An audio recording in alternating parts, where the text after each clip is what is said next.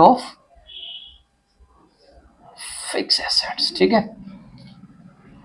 Depreciation क्या होता है? Is the loss of value of fix asset, मतलब जो मशीनरी और एसेट्स होती है फिक्स एसेट, डेप्रिसिएशन उसी पे चार्ज होता है, उनकी वैल्यू धीरे धीरे क्या होती रहती है? कम होती रहती है। It is called depreciation. जैसे आपने कोई गाड़ी ली तो गाड़ी की वैल्यू धीरे धीरे क्या होती रहती है? कम होती रहती है। आपने कोई स्कूटी ली, उसकी वैल्यू धीरे धीरे कम होती रहती है।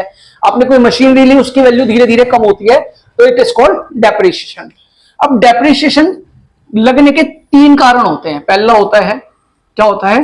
नॉर्मल वियर एंड टियर, ठीक है, ठीक है। दूसरा होता है एक्सीडेंटल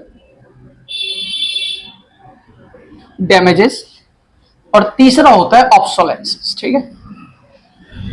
क्या होता है? ऑब्सोलेंसेस। देखते हैं तीनों को एक एक करके।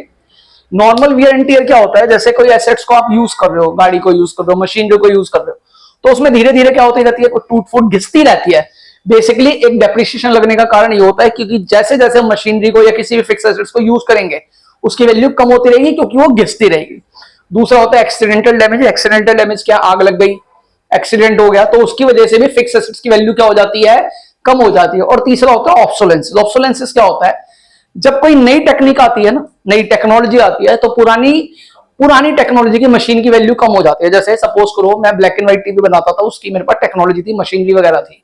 अब मार्केट में कलर टीवी आ गया, एलसीडी आ गया, एलईडी आ गया, तो मेरे पास ब्लैक एंड व्हाइट टीवी बनाने की मशीन थी, उसकी वैल्यू क्या हो जाएगी? कम हो जाएगी। जब टेक्नोलॉजिकल इंप्रूवमेंट की वजह से किसी मशीनरी की वैल्यू कम हो जाती है, फिक्स एसेट्स की वैल्यू कम हो जाती है, तो इससे क्या कहते हैं?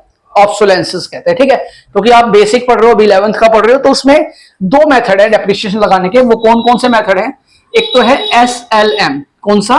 एसएलएम मतलब स्ट्रेट लाइन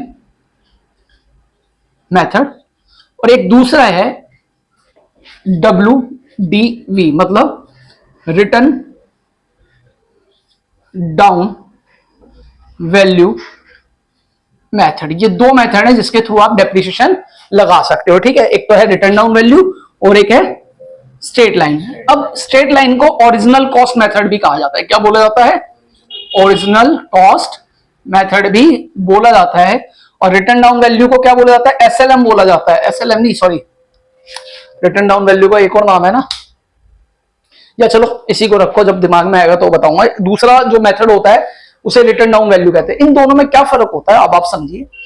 अगर सपोज करो आपने एक मशीनरी 1 अप्रैल को खरीदी, सपोज करो 1 अप्रैल को खरीदी 1 लाख रुपए की। कितने की? 1 लाख रुपए की। और ये भी कितने की खरीदी? 1 लाख रुपए की। कितने की? 1 लाख रुपए की। 31 तारीख को इस पे क्या लगेगा? डेप्रिसिएशन लगेगा, ठीक है। अब डेप्रिसिएशन का जो रेट है ना, वो कौन डिसाइड करता है? जो डेप्रिसिएशन का रेट डिसाइड होता है, it is decided by the income tax act, ठीक है। इनकम टैक्स में लिखा होता है कि कौन से फिक्स एसेट्स पे आप कितना डेप्रिसिएशन लगाओगे।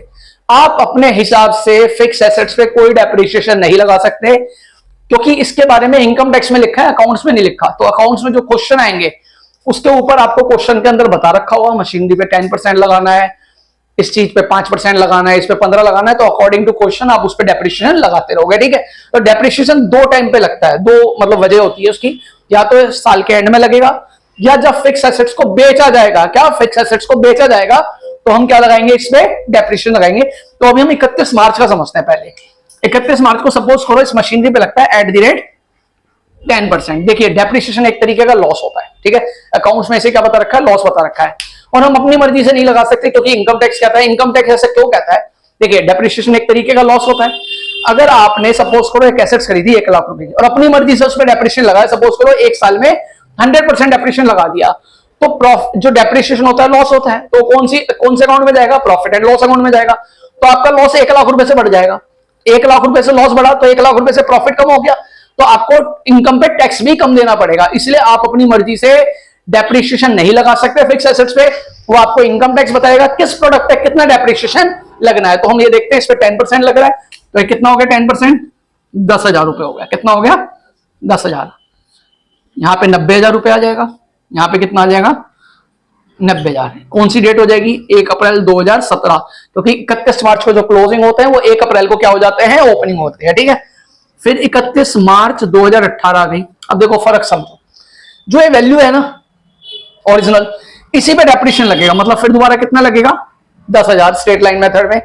और यहां पे जो वैल्यू दे रखी है ना, जो ये वैल्यू दे रखी है, इसका 10% लगाना है, तो मतलब कितना लगेगा 9,000। तो ये 81,000 रुपए हो गया और ये कितना हो गया 80,000 रुपए हो गया। ठीक है, अब फिर 1 अप्रैल 2018 आई, ठीक है, 31 मार्च 2019 को फिर कितना लगाओगे आप 10,000 और इसकी वैल्यू का इसका 10% लगाएगा, मतलब 81 रो, तो यहां पे हो गई 70,000 रुपए वैल्यू और यहां पे हो गई 72,900 रुपए वैल्यू। ठीक है, ठीक है जी।